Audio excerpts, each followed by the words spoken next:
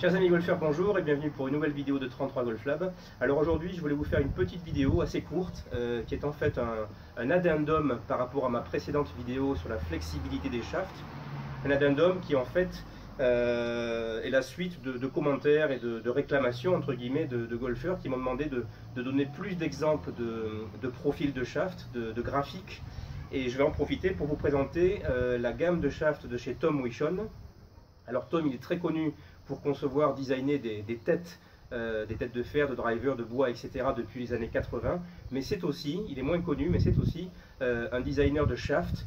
Et aujourd'hui dans la gamme de chez Tom Wishon, il y a 4 shafts principalement que j'ai ici. Vous avez ce qu'il appelle donc le S2S Red, voilà, le rouge. Vous avez ensuite le S2S Blue, le bleu. Le S2S Black, le noir. Et enfin, le S2S White, le blanc. Alors, ce qui est important ici à signaler, c'est que donc je vais vous montrer, graphique à l'appui, chiffres à l'appui, les différences entre ces 4 shafts, partant du principe que je vais comparer 4 shafts, donc ces 4 shafts qui font le même poids, 65 grammes, à part le blue qui pèse 55 grammes, mais ce sont 4 shafts labellisés stiff, entre guillemets. Et on va s'apercevoir, et c'était la volonté de Tom bien sûr, lorsqu'il les a designés, on va s'apercevoir que ces 4 stiffs ont en fait des profils de flexion très différents, qui vont correspondre à des profils de joueurs, à des swings très différents. Donc, on va passer tout de suite à l'étude de ces shafts, et puis on se retrouve juste après. Bien, alors nous voici avec ce graphique qui présente les différents shafts de la gamme de Tom Wishon, dont je vous ai parlé en introduction. La première chose à dire pour éviter toute confusion, c'est que nous avons 2 shafts qui se superposent. C'est le Black 65 Stiff et le Black 85 Stiff, au CPM près. C'est remarquable. Autrement dit, Tom a voulu designer un shaft pour driver, le Black 65, et un shaft pour bois de parcours, le Black 85, qui va être le fidèle compagnon, entre guillemets, du shaft pour driver, puisque ces shafts vont générer exactement les sensations, sauf que un sera plus léger que l'autre. Voilà, cela étant dit, je partirai du white, parce que je pense, j'en suis même convaincu, que c'est le premier shaft qui a été conçu par Tom, puisque lorsqu'on est designer de shaft et qu'on conçoit un premier shaft, eh bien, on a, je pense, dans la tête, d'essayer de satisfaire le plus grand nombre de golfeurs possible. Et ensuite, une fois que ce shaft a été validé, on va peaufiner sa gamme avec d'autres profils de shaft. Et c'est ce que fait exactement le white. C'est un shaft, je déteste le mot, mais c'est pourtant le seul qui me vient à l'esprit. C'est un shaft qui va convenir pour des golfeurs moyens, qui ne seront ni trop agressifs, ni trop lents, qui aura un release médian et une vitesse de club médiane, qui correspond à peu près aujourd'hui, pour les golfeurs amateurs, qui correspond à peu près à des vitesses de 85-90 miles à l'heure avec un driver. Donc ce white correspond, on va dire, à 60% des golfeurs. Ensuite, on peut passer au blue, qui est un shaft déjà qui pèse 10 grammes de moins et qui, on le voit sur les chiffres et sur le graphique, est plus doux et plus souple que le white. Donc le blue a été conçu avec plutôt des seniors, des femmes en tête. Alors, il faut savoir que le blue existe aussi en 45 grammes, donc c'est un shaft qui peut vraiment convenir à beaucoup de femmes, le blue 45.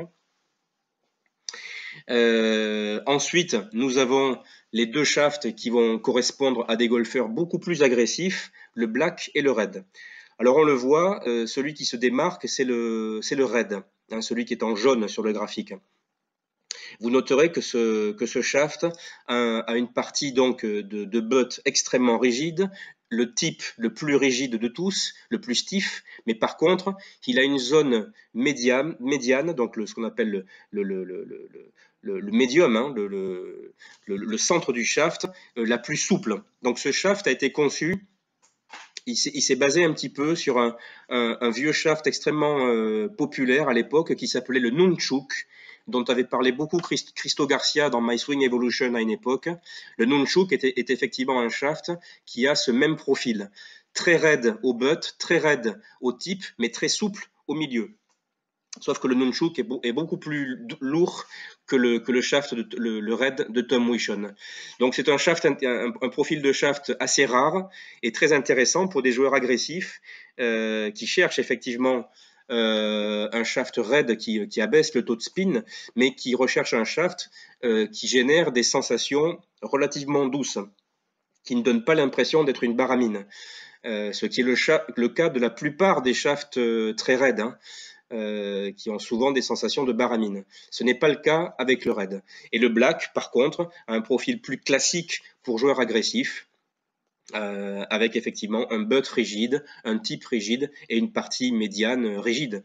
Donc voilà, ici on a un shaft qui va être apprécié à contrario par des joueurs qui cherchent cette sensation de rigidité, d'homogénéité de la rigidité sur tout le shaft pendant toute la zone qui va de la transition à l'impact.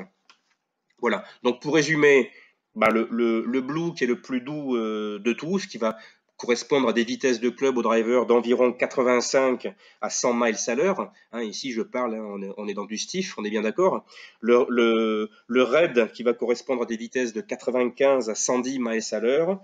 Le white, plutôt 90 à 105 miles à l'heure. Et enfin, le black, 95 à 110 miles à l'heure. Mais vous le comprenez, le calcul de cette vitesse de club n'est pas suffisant. Il faut vraiment observer de près la transition, le downswing et le release du golfeur pour pouvoir lui préconiser un shaft en particulier.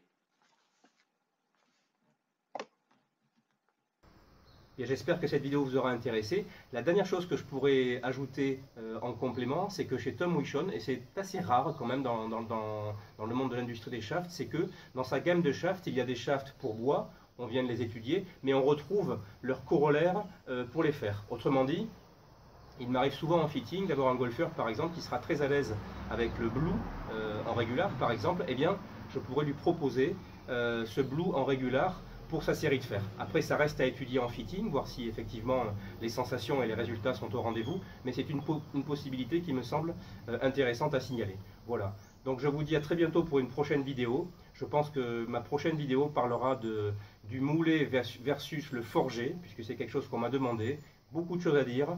Donc, merci de votre attention et puis à très bientôt.